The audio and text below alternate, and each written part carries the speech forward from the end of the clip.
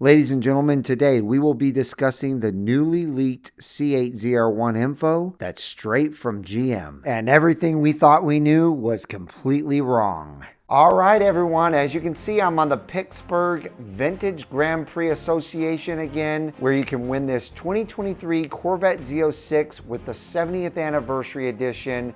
There's only 3 days left, as you can see, and right now till the end, which it ends on August 31st, you get 50% more when you buy tickets with my link that's linked in the description below and in the pinned comment. So everyone, this is an absolute beautiful Z06. Good luck. I can't wait to see who wins it. Now go enjoy the rest of this video.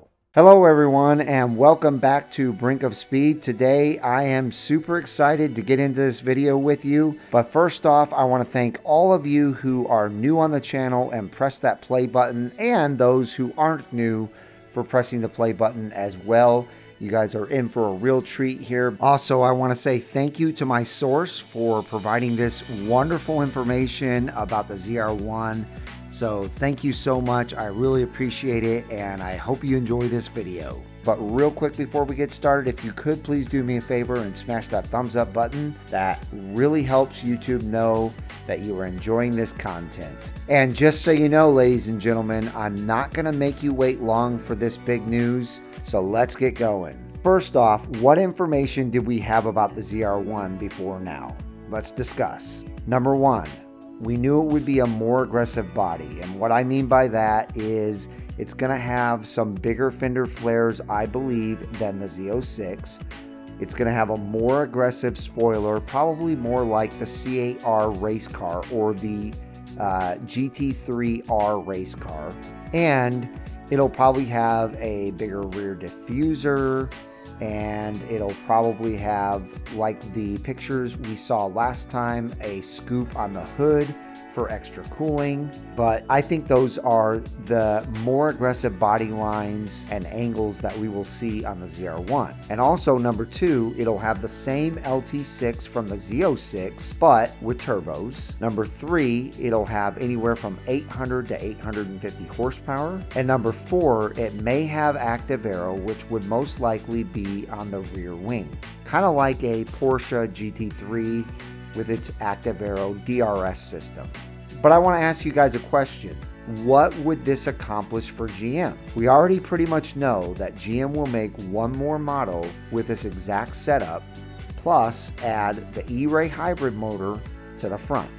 It'll have 1,000 horsepower and they'll call it Zora. And it's going to be an absolute beast. One of my thoughts about the ZR1 being a twin-turbo LT6 was, how will they make this car hook up correctly? To me, it just doesn't seem likely to have any traction until second or third gear with this type of setup. I mean, the Z06 already has a bit of a traction issue, and those of you out there who have driven the Z06 will probably agree with this. What I've found with driving the Z06 is you're not going to get traction till second, and even then it loses traction pretty easily. So when and if they do make the Zora model, they'll add the front motors, which will make it all-wheel drive, and this will help it tremendously with any traction issues. So you've got the E-Ray with all-wheel drive that's going to have zero traction issues. Then all of a sudden you have the ZR1 that's rear-wheel drive with 800 to 850 horsepower that has major traction issues. And then you get the Zora that's that exact same setup, but then has the 160 horsepower front engine or front motor like the E-Ray, and then has zero traction problems.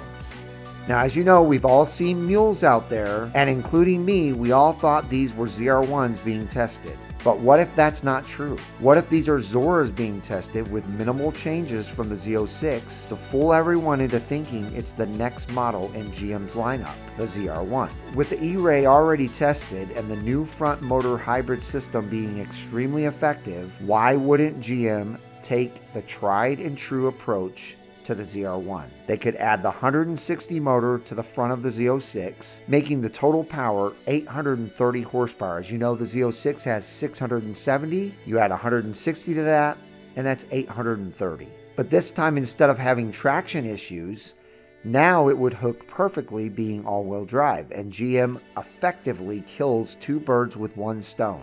They give us the most powerful ZR1 / Corvette ever built, which always belongs to the ZR1 anyway, and it will also perform like no other Corvette has in the past on the street, the drag strip, and a road course racetrack. Well, ladies and gentlemen, I'm here to tell you with 99.9% certainty that that is exactly what GM is going to do with the ZR1. And it was all confirmed by a huge name up at the top in GM. This person's exact words after someone told them that they wished the ZR1 would not have twin turbos and would be just like the E-Ray, only with the LT6 engine in the back. This individual told this other individual that they were going to be very happy when the ZR1 came out. And because it was said the way that it was said, I'm almost 100% sure there will not be twin turbos, which means that there's still another iteration of the C8 out there, which we know has been talked about pretty much since 2020 as being called the Zora. And everybody, including Car and Driver, Motor Trend, GM Authority, you name it, they're all out there stating that this Zora is going to have 1,000 horsepower and it's going to be all-wheel drive. So this just makes perfect sense. Why would they not continue with the E-Ray all-wheel drive system in the ZR1? That way they can get rid of any kind of traction issues with their bad boy ZR1. It'll hook up perfectly, and this car is going to absolutely kill so many competitors out there that are still rear-wheel drive and are $500,000 cars and above. So again, with all of that being said, could the ZR1 be the final model and GM is doing both the hybrid and turbos on it? Of course, yes, it could be. But this, in my opinion, now that I've heard this information from this certain person, is highly unlikely, and I don't believe it's going to happen. So I don't know about you guys, ladies and gentlemen, but I am super stoked about this new information that I was just told. And like I said, this comes from a very reliable source, and that very reliable source got it from someone that is super high up in GM and would not just say these things to say them. This is someone who actually works on the Corvette. It makes me want the ZR1 even more. When it was going to be twin turbo, I knew it was going to be really great, but the lingering thought just kept hitting me over and over again, which was, how is this car going to get any traction? I don't know what they're going to be able to do different with that rear suspension.